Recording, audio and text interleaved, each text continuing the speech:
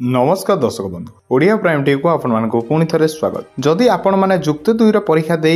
result अपेक्षा करिसेंती अर्थात आपणकर आखपाखे कौन पिला युक्त 2 परीक्षा दे सारी रिजल्ट अपेक्षा करछंती तेबे एई खबरटी आपण पई गुरुत्वपूर्ण रहि पारे कारण गणशिक्षा मंत्री करिसेंती बड़ घोषणा युक्त 2 रिजल्ट भारिबो एही तारिख रे तेबे कोन रहिछि जानिबा संपूर्ण अपडेट बास्ता पूर्व वीडियो को लाइक करियो सो आम चैनल को सब्सक्राइब करी बेल आइकन को दबाइ रखिबे खूब शीघ्र युक्त 2 फल प्रकाश पाए बोली घोषणा करिसेंती गणशिक्षा मंत्री नित्यानंद गंड समस्त प्रक्रिया चली आशा रही खूब शीघ्र फल पाइब चलित वर्ष युक्त 2 परीक्षा देवाई 3,64,527 जन रेगुलर छात्र छात्री आवेदन करते